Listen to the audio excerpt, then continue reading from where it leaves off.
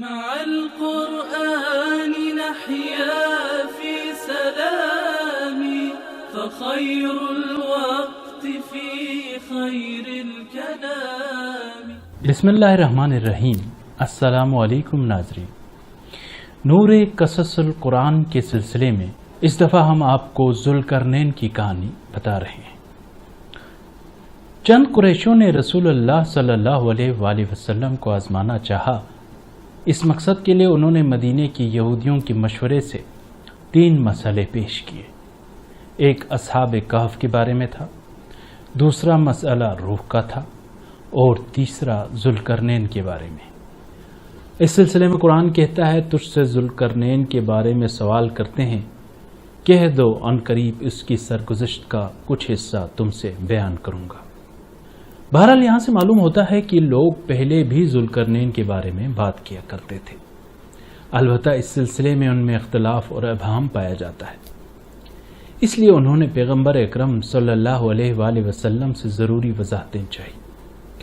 اس کے بعد فرمایا گیا ہم نے اسے زمین پر تمکنت عطا کی، قدرت، ثبات، قوت اور حکومت بخشی اور ہر طرح کے وسائل اور اسباب اس کے اختیار میں دیے. اس نے بھی ان سے استفادہ کیا یہاں تک کہ وہ سورج کے مقام غروب تک پہنچ گیا. وہاں اس نے محسوس کیا کہ سورج تاریک اور کیچڑ آلود چشمے یا دریا میں ڈوب جاتا ہے. وہاں اس نے ایک قوم کو دیکھا کہ جس میں اچھے برے ہر طرح کے لوگ تھے. تو ہم نے ذوالقرنین سے کہا کہ تم انہیں سزا دینا چاہو گے یا اچھی جزا؟ ذوالقرنین نے کہا وہ لوگ کہ جنہوں نے ظلم کیے ہیں انہیں تو ہم سزا دیں گے اور وہ اپنے پروردگار کی طرف لوٹ جائیں گے اور اللہ انہیں شدید عذاب کرے گا. یہ ظالم و ستمگر دنیا کا عذاب بھی چکھیں گے اور آخرت کا بھی. اور رہا وہ شخص جو کہ با ایمان ہے اور عمل صالح کرتا ہے اسے اچھی جزا ملے گی اور اسے ہم آسان کام سونپیں گے. ذوالقرنین نے اپنا مغرب کا سفر تمام کیا اور مشرق کی طرف جانے کا عزم کیا، اور جیسا کہ قرآن فرماتا ہے جو وسائل اس کے اختیار میں تھے اس نے ان سے بھرپور استفادہ کیا اور اپنا سفر اسی طرح جاری رکھا یہاں تک کہ سورج کے مرکز طلوع تک جا پہنچا. وہاں اس نے دیکھا سورج ایسے لوگوں پر طلوع کر رہا ہے کہ جن کے پاس سورج کی کرنوں کے علاوہ تن ڈھانپنے کے لیے کوئی چیز نہیں ہے. یہ لوگ بہت ہی پست درجے کی زندگی گزارتے تھے، یہاں تک کہ برہنہ رہتے تھے یا بہت ہی کم مقدار میں لباس پہنتے تھے کہ جس سے ان کا بدن سورج سے چھپتا نہیں تھا. قرآن میں حضرت ذوالقرنین علیہ السلام کے ایک اور سفر کی طرف اشارہ کرتے ہوئے فرمایا گیا ہے اس کے بعد اس نے حاصل وسائل سے پھر استفادہ کیا اور اس طرح اپنا سفر جاری رکھا یہاں تک کہ وہ 2 پہاڑوں کے درمیان میں پہنچا. وہاں ان 2 گروہوں میں سے مختلف ایک اور گروہ کو دیکھا. یہ لوگ کوئی بات نہیں سمجھتے تھے. یہ اس طرف اشارہ ہے کہ وہ کوہستانی علاقے میں پہنچے. مشرق اور مغرب کے علاقے میں وہ جیسے لوگوں سے ملے تھے یہاں ان سے مختلف لوگ تھے. اس وقت یہ لوگ یاجوج ماجوج نامی خونخوار اور سخت دشمن سے بہت تنگ اور مصیبت میں تھے. ذوالقرنین کی جو عظیم قدرتی وسائل کے حامل تھے ان کے پاس پہنچے تو انہیں بڑی تسلی ہوئی. انہوں نے ان کا دامن پکڑ لیا اور کہنے لگے اے ذوالقرنین، یاجوج ماجوج اس سرزمین پر فساد کرتے ہیں. کیا ممکن ہے کہ خرچ ہم آپ کو دیں اور آپ ہمارے اور ان کے درمیان ایک دیوار بنا دیں؟ اس پر ذوالقرنین نے انہیں جواب دیا یہ تم نے کیا کہا؟ اللہ نے مجھے جو کچھ دے رکھا ہے وہ اس سے بہتر ہے کہ جو مجھے دینا چاہتے ہو، اور میں تمہاری مالی امداد کا محتاج نہیں ہوں. تم قوت و طاقت کے ذریعے میری مدد کرو تاکہ میں تمہارے اور ان 2 مفسد قوموں کے درمیان مضبوط اور مستحکم دیوار بنا دوں. پھر ذوالقرنین نے حکم دیا کہ لوہے کی بڑی بڑی سلیں میرے پاس لے آؤ. جب لوہے کی سلیں آ گئی تو انہیں ایک دوسرے پر چننے کا حکم دیا یہاں تک کہ دونوں پہاڑوں کے درمیان کی جگہ پوری طرح چھپ گئی. تیسرا حکم ذوالقرنین نے یہ دیا کہ آگ لگانے کا مواد ایندھن وغیرہ لے آؤ اور اسے اس دیوار کے دونوں طرف رکھ دو اور اپنے پاس موجود وسائل سے آگ بھڑکاؤ اور اس میں دھونکو یہاں تک کہ لوہے کی سلیں انگاروں کی طرح سرخ ہو کر آخر پگھل جائیں. در حقیقت وہ اس طرح لوہے کے ٹکڑوں کو آپس میں جوڑ کر ایک کر دینا چاہتے تھے. لوہے کی سلوں کو اتنی حرارت دی گئی کہ وہ نرم ہو کر ایک دوسرے سے مل گئی. پھر ذوالقرنین نے آخری حکم دیا، کہا کہ پگھلا ہوا تانبا لے آؤ تاکہ اسے اس دیوار کے اوپر ڈال دو۔ اس طرح اس لوہے کی دیوار پر تانبے کا لیپ کر کے اسے ہوا کے اثر سے اور خراب ہونے سے محفوظ کر دیا۔ بعض مفسرین نے یہ بھی کہا ہے کہ موجودہ سائنس کے مطابق اگر تانبے کی کچھ مقدار لوہے میں ملا دی جائے تو اس کی مضبوطی بہت زیادہ ہو جاتی ہے۔ ذوالقرنین چونکہ اس حقیقت سے آگاہ تھے اس لیے انہوں نے یہ کام کیا۔ آخرکار یہ دیوار اتنی مضبوط ہو گئی کہ اب وہ مفسد لوگ نہ اس کے اوپر چڑھ سکتے تھے اور نہ اس میں نقب لگا سکتے تھے۔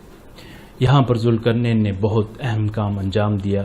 مستکبرین کی روش تو یہ ہے کہ وہ ایسا کام کر کے وہ بہت فخر و ناز کرتے یا احسان جتاتے ہیں، لیکن ذوالقرنین چونکہ مرد خدا تھے لہٰذا انتہائی ادب کے ساتھ کہنے لگے، یہ میرے رب کی رحمت ہے۔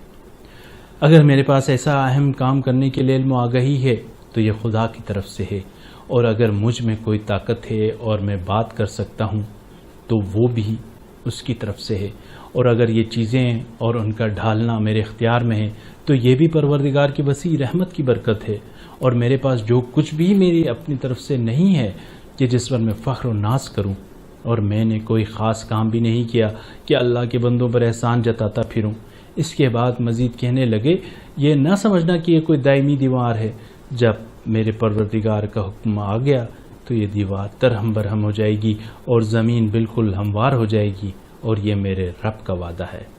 یہ کہہ کر ذوالقرنین نے اس امر کی طرف اشارہ کیا کہ اختتام دنیا اور قیامت کے موقع پر یہ سب کچھ درہم برہم ہو جائے گا۔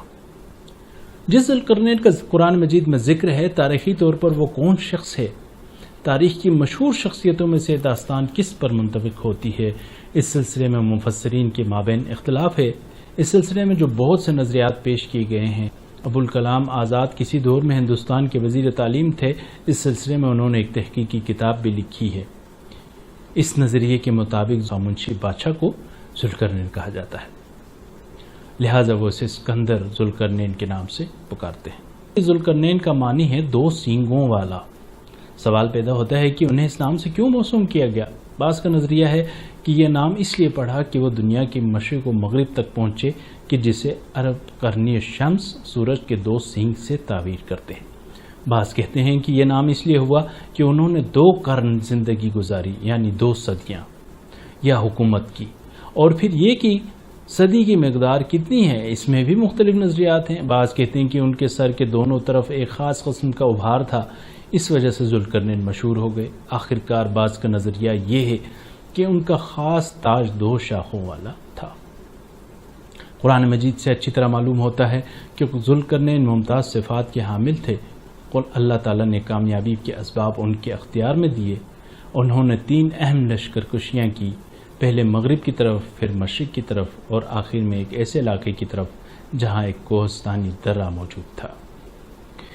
وہ ایسے شخص تھے کہ نزول قرآن سے قبل ان کا نام لوگوں میں مشہور تھا، لہٰذا قریش اور یہودیوں نے ان کے بارے میں رسول اللہ سے سوال کیا تھا، جیسا کہ قرآن کہتا ہے، تجھ سے ذوالقرنین کے بارے میں پوچھتے ہیں۔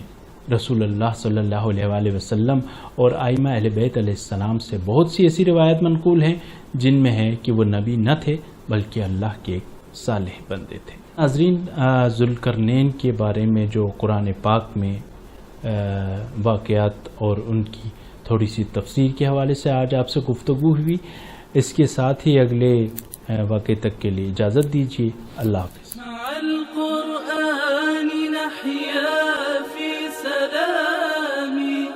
خير الوقت في خير الكلام۔